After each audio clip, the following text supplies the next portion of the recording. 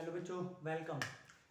Previous video में हमने बहुत अच्छे से समझा था माइक्रो एंड मैक्रो के बारे में, ठीक है, और इसके कंपोनेंट्स के बारे में भी हमने अच्छे से पढ़ा था।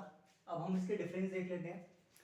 तो आइए देखते हैं कि सबसे पहले तो माइक्रो माइक्रो क्या स्टडी करता है। It deals with the economic issues, ठीक है।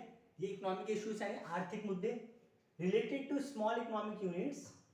किस पे? एक स्मॉल यूनिट्स के ऊपर। लाइक क्या? कोई भी एक इंडिविजुअल, एक फर्म और एक individual house hold, individual consumer etcetera. तो हिंदी में देख लेते हैं। व्यष्टि अर्थशास्त्र व्यक्तिगत स्तर पर, व्यक्तिगत स्तर मतलब कोई भी एक व्यक्तिगत स्तर पर आर्थिक संबंधों तथा आर्थिक समस्याओं का अध्ययन करता है, जैसे व्यक्तिगत फर्म, एक उपभोक्ता, एक गृहस्थ आदि। अब देखिए, मैं इसे समझाता हूँ और अच्छे से कि ये क्या करता है मैक्रो इकोनॉमिक्स। इकोनॉमिक इश्यूज मतलब आर्थिक मुद्दे, इकोनॉमिक क्या था, हाँ इकोनॉमिक इश्यूज हो गया, और इकोनॉमिक प्रॉब्लम, इनको स्टडी करता है किस पे? माइक्रो लेवल पर। माइक्रो लेवल मतलब इंडिविजुअल लेवल। इंडिविजुअल मतलब यहाँ पे कोई भी एक पर्सन, कोई भी एक फर्म, कोई भी एक फैमिली, कोई भी एक प्रोड्यूसर, इनकी जो इकोनॉमिक इश्यूज वगैरह होते हैं उनको स्टडी करता है हमारा माइक्रो इकोनॉमिक्स। फर्स्ट पॉइंट इसी का देखेंगे यहाँ पे। जब मैक्रो इकोनॉमिक्स के बारे में बात करेंगे तो यही सारी चीजें ये बच्चों क्या करेगा, पूरे एज अ कंट्री होल, ठीक है, मतलब स्टडी तो करेगा बट एक के लिए नहीं करेगा, पूरी कंट्री के लेवल पर करेगा। कैसे करेगा बच्चों? देखो, it deals with economics issues at the level of economy as a whole, पूरी कंट्री के लेवल पे। हिंदी में देखेंगे, समष्टि अर्थशास्त्र संपूर्ण अर्थव्यवस्था के स्तर पर, मतलब पूरी अर्थव्यवस्था हमारी पूरी कंट्री के स्तर पर आर्थिक संबंधों अथवा आर्थिक समस्याओं का अध्ययन करता है। आई होप दोनों समझ आए होंगे, यहाँ पर एक इंडिविजुअल यूनिट और यहाँ पे country as a whole. Next point देखेंगे। It is basically concern with determination of price in the market. It is also called theory of price. ये क्या करता है बच्चों? प्राइस के किसी भी फर्म में कैसे प्राइस डिटरमाइन होगा उसका अध्ययन करता है, जिसे थ्योरी ऑफ प्राइस भी कहा जाता है। व्यष्टि अर्थशास्त्र मुख्यतः एक व्यक्तिगत फर्म तथा उद्योग में उत्पादन तथा कीमत के निर्धारण से संबंधित है। कितना प्रोडक्शन होगा और उसके लिए उनकी कीमत क्या क्या निर्धारित की जानी है, इससे संबंधित है हमारा माइक्रो इकोनॉमिक्स। जबकि मैक्रो इकोनॉमिक्स के अंदर टोटल प्रोडक्शन के बारे में बात करेंगे। यहाँ पे एक फर्म के बारे में बात हो रही थी, यहाँ पे पूरी कंट्री के अंदर कितना प्रोडक्शन हो रहा है, पूरी कंट्री में कितने प्राइजेस होने, इसके बारे में स्टडी करता है। कैसे? देखो, it is basically concern with the determination of aggregate output.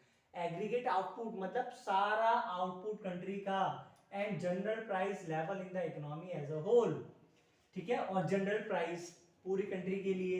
It is called theory of income and employment. इसे theory of income and employment भी कहा जाता है, जो हम कंपोनेंट्स के अंदर पढ़ चुके हैं। समष्टि अर्थशास्त्र का संबंध मुख्य संपूर्ण अर्थव्यवस्था में, पूरे अर्थव्यवस्था यानी पूरी कंट्री में कुल उत्पादन तथा सामान्य कीमत स्तर के निर्धारण से है, कि पूरी कंट्री के अंदर कितना उत्पादन हो रहा है और उसका कीमत निर्धारण कैसे करना है, मतलब इक्विलिब्रियम, जनरल इक्विलिब्रियम लेके कैसे आना है, वो हम कहाँ देखते हैं? मैक्रो इकोनॉमिक्स में देखते हैं। दो पॉइंट हो गए। Study of micro economics assume that macro variable remain constant. व्यष्टि अर्थशास्त्र के अध्ययन के समय समष्टि चर स्थिर रहते हैं।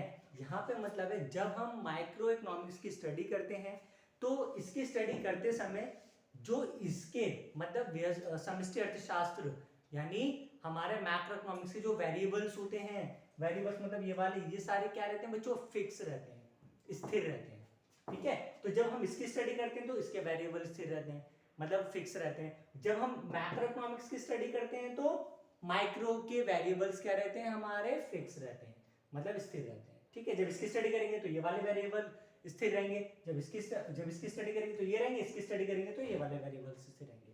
3 पॉइंट। लास्ट पॉइंट बच्चों, इसके कंपोनेंट्स बताने। कंपोनेंट्स कौन कौन से होते हैं, तत्व कौन कौन से होते हैं। थ्योरी ऑफ कंज्यूमर बिहेवियर, उपभोक्ता व्यवहार का सिद्धांत पढ़ चुके हैं हम प्रीवियस वीडियो में समझाया मैंने अच्छे से। थ्योरी ऑफ प्रोड्यूसर बिहेवियर और थ्योरी ऑफ प्राइस। नेक्स्ट, इसके कंपोनेंट्स कौन कौन से होते हैं।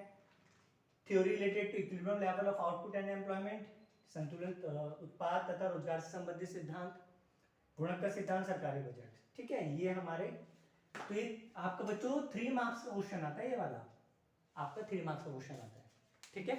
और इसके नोट्स चाहिए हो नीचे इंस्टा की आईडी दे दूंगा, उस इंस्टाग्राम की आईडी पे आप जाके नोट्स ले सकते हैं इसके, ठीक है। थैंक यू वेरी मच, मिलते हैं फिर नेक्स्ट क्लास में नए टॉपिक से। और ये वीडियो लेक्चर हमारा 2 है, आगे आते रहेंगे। Thank you.